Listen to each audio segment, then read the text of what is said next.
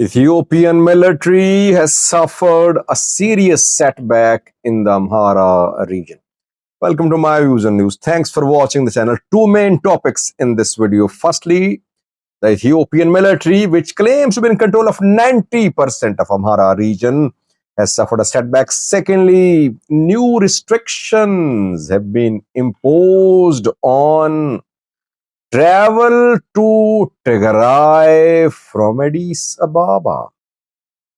When were these restrictions imposed? Were they imposed on Ethiopians, Tigrayans, or foreigners? I have received exclusive information from Addis Ababa for you. Let's start with this news story. Then the second story about situation in the Amhara region. Some foreigners contacted me today. They said, Sajid, we are not being allowed to travel from Addis Ababa to Mekelle. They've arrived in Addis Ababa. Immigration has cleared their entry in Ethiopia. But when they want to travel, so they're allowed to stay in Addis Ababa. But when they try to board some flights of Ethiopian Airlines from Addis Ababa to Mekelle, they were not allowed to board the flights. The airline officials say that these foreigners need to have two certificates, two clearance certificates. First one from Ethiopian Foreign Ministry. Second one is from the embassy of the country from where they are. So if a Japanese wants to fly from Addis Ababa to Mekelle, he should have clearance certificate issued by Ministry of Foreign Affairs of Ethiopia, and secondly, he should have a certificate from Japanese embassy in Ethiopia. More than one foreigners were stopped at Addis Ababa airport when they tried to board a flight for Mekelle. This restriction, it seems, only applies to foreigners, firstly.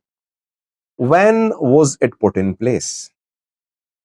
The foreigners who got in touch with me say that last month there were no such restrictions imposed. But these restrictions are new. Question is, why is the Ethiopian federal government stopping the movement of foreigners from Addis Ababa to Tigray?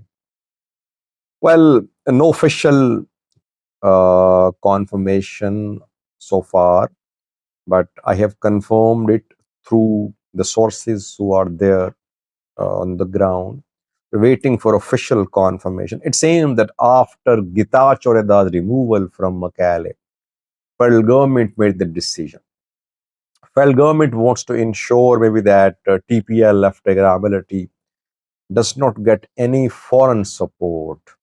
The federal government worried that TPLF, Tigray military, are forming alliance with Eritrea, and foreigners could play a role in the formation of this alliance, especially Eritrean passport holders. If they are allowed to fly from Addis Ababa to Mekelle, they could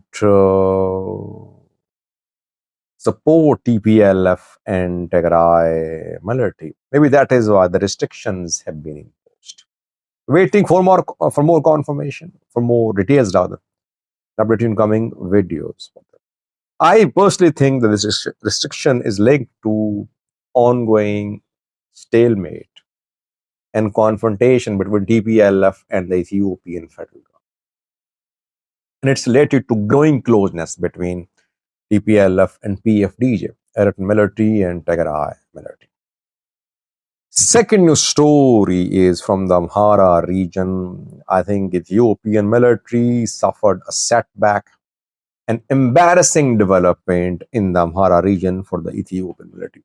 Just 2 days ago, Lagasa Tolo, Ethiopian communication minister, issued a statement. He held a press briefing. He said that 90% of the Amhara region is under government control, and that a few kidnappings, uh, ambush attacks, robbing attacks happen everywhere in the world. It does not mean that region is destabilized. Region is stable, government fully in command, in control. But what happened this week in the Amhara region shows that the groups fighting in the Amhara region are very organized, managing to organize themselves in a way that is not uh, visible to the Ethiopian security forces, Ethiopian intelligence agencies. Fano commanders held an unprecedented meeting in Amhara region 2 days ago, and they announced the formation of Amhara uh, National Force. They have formed this one central body to lead Amhara Fano fighters' struggle against the ruling government, against the ruling party, against security forces. Fano commanders from different parts of the Amhara region, they traveled to a place. There they held discussions, from where they released videos, pictures, and they released their statements. And they announced the formation of this one central body to lead the armed resistance movement. Where did they meet? From which areas of Amhara did they come to hold a joint meeting? They met in Kwara. Kwara is in Gondar, West Gondar. It's close to Sudan's border. Fano fighters deployed in Kwara were originally trained in Eritrea over 2 years ago during Tigray war. And if Eritrea managed to get in touch with Fano fighters in the Amhara region, I think it will contact Fano fighters through Sudan, through Kwara, I would say. Military launched several operations to dismantle Fano's presence in Kwara, but it's a very difficult terrain. From Kwara to Sudan, the area is mountainous, forested mountains there. So military has not been able to clear Kwara. Kwara is still under Fano control. And Kwara is strategic because from Sudan, support can be received. Kwara is strategic because from Eritrea through Sudan, support can be received in Kwara. So firstly, military did not know what was happening in Kwara. Secondly, Fano commanders from all parts of Amhara region, they traveled to Kwara. Dasalin came from Shoa. Dasalin, who is opposed to Mekatao. Dasalin and Mekatao are involved in a power struggle in Shoa. Skandar supporting Mekatao there. So Dasalin came from Shoa all the way to Kwara. Zamine Kasi came from Gujjum to Kwara. Hapte Wolle came from Gondar. Mere Vodajo came from Wollo.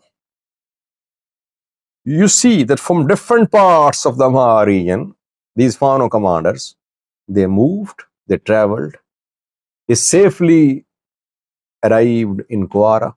They held discussions, they made videos, pictures, they released. They formed this one central Amhara fighters' body. They returned. I think that they made all these announcements about formation of a central body after their departure from Kwara. So maybe they met in Kwara at the start of this week. They held discussions, recorded videos, held on their manifesto. Then they left. And after that, everything was made public. Isn't it a failure of the Ethiopian intelligence agency? A failure of the Ethiopian National Defense Force? They don't know what is happening in the region. Fano commanders are wanted. Drones, intelligence agencies, elements on the ground operating, some PP cells operating in the region. Still, the movement of all these Fano commanders were hidden. Military agencies couldn't detect the movement of Fano commanders. That is, I'm calling it a humiliation, a setback for the Ethiopian military. People say, government people say, Fano about to die, about to be crushed. I always say Fano fighters have come a long way. They have made considerable gains. Their pace, their progress remained slow because of internal divisions, but still exist. I had live chat last night. I told you about this. I analyzed this new body formed, which I don't see as inclusive, because some major Fano commanders are not part of this central Amhara body, Amhara Fano fighters body. So still there are challenges, but they have managed to launch a well coordinated uh, effort to form a central body. They met, they held discussion, they left. Military knew nothing about it. Thank you for watching.